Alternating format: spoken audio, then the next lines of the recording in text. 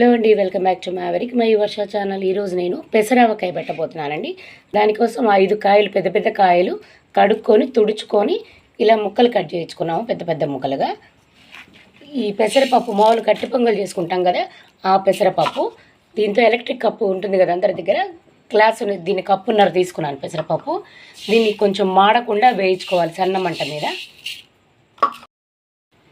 చిన్నగా వేయించుకోవాలండి, ఇలా కలుపుతూ దగ్గరే ఉండాలి, ఎటు వెళ్ళద్దు. చిన్న మంట మీద కొంచెం కలర్ మారే వరకు, మనకు స్మెల్ కూడా వస్తుంది బాగా వేగిన తర్వాత, అప్పుడు ఆపుకోవాలి.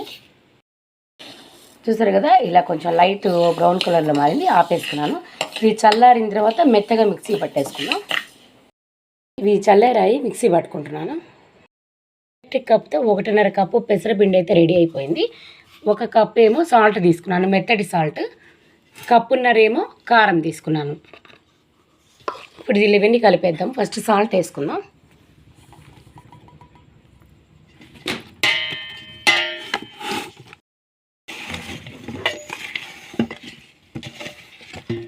ఇప్పుడు పెసరపిండి కలుపుకుందాం, 1.5 కప్ ఎలక్ట్రిక్ కప్తో.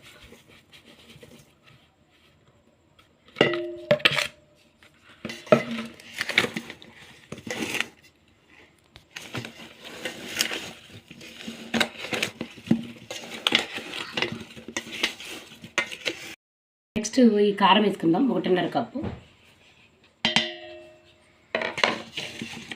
ఏదైనా మాస్క్ పెట్టుకొని కలుపుకోండి, లేకపోతే ముక్కులో పోతుంది కారము. పప్పు నూనె తీసుకున్నానండి, ఆవకాయకి ఎంత పడుతుందో అంతే పడుతుంది, చూసుకొని కలుపుకోండి. ఒక్కసారిగా మొత్తం అయితే వేసుకోవద్దు. ఇది 4 రోజులు ఊరితేనే టేస్ట్ వస్తుంది, ఏ ఆవకాయ అయినా సరే.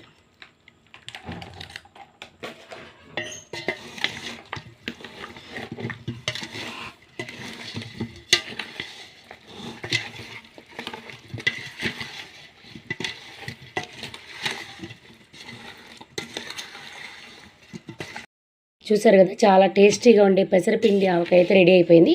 దీనిలో అయితే ఆవపిండి ఏం అవసరం లేదు, చిన్నపిల్లలు కూడా ఈజీగా తినచ్చు. ఆవపిండి లేదు కాబట్టి కొంచెం కారం అంటే భయపడే వాళ్ళు, అలాంటి వాళ్ళు కూడా తినేసేయచ్చు ఈజీగా. ఈ వీడియో కనుక మీకు నచ్చినట్టయితే ప్లీజ్ లైక్ చేయండి, షేర్ చేయండి, సబ్స్క్రైబ్ చేయండి. Thank you.